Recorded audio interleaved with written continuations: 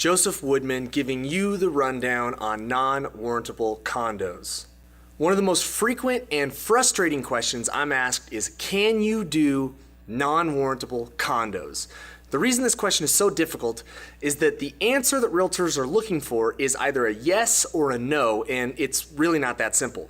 Okay, let me back up. The quick answer is yes. Generally, I and everyone else in the market can finance a non-warrantable condo in one way or another. But does that mean the specific property you have in mind is good to go in a way that will work for your client?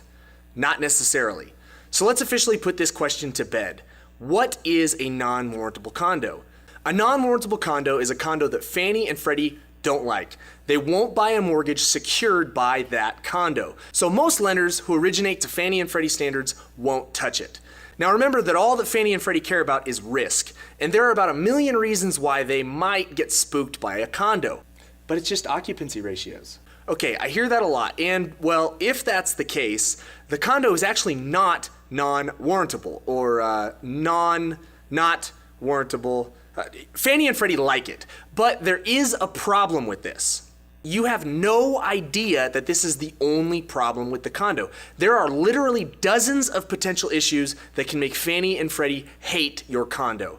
HOA reserves, fidelity bond, litigation, environmental hazards, none of which you can glean from the MLS, the owner, or a Google search. The reality is that listing a condo or going under contract to purchase a condo is like buying a car without looking under the hood. It might be fine, it's probably fine, but there's no way of knowing that 3 weeks into the contract, that contract is not going to blow up.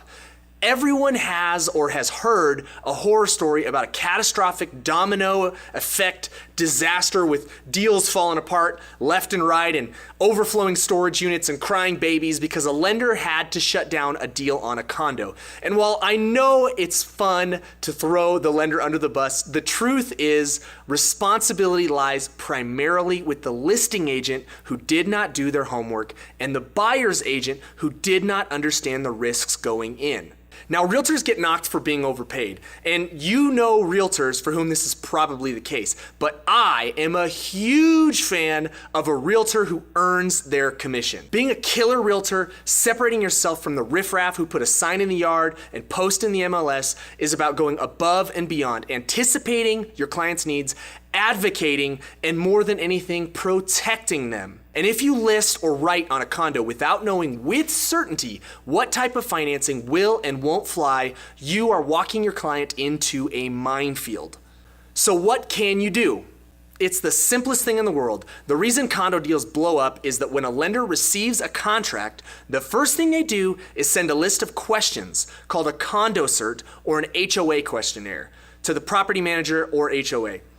The list of questions gets longer as the down payment gets smaller. So for example, a 3% down loan has more questions than a 10% down loan. And each added question is an extra chance that there is an answer that gets Fannie and Freddie all hot and bothered. The property manager or HOA fills out the condo cert and sends it back to the lender. The cert is reviewed by a condo department, and it is only at this point that a lender knows if the financing will fly. Now, unfortunately, that can be a week or two before closing when people are already in boxes and under contract on another purchase. So the best thing you can do to go above and beyond is have a condo cert done and reviewed by a lender before listing the condo.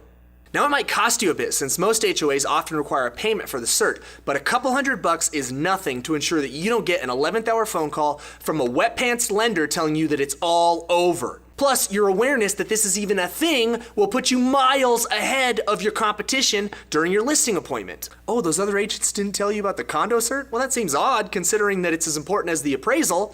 Well, you know what? With my condo listings, I offer a special service where a cert is ordered and reviewed at no cost to the seller because it's that important to me that you are protected. Plus, it might even expand the pool of acceptable buyers, meaning the potential of a higher sales price.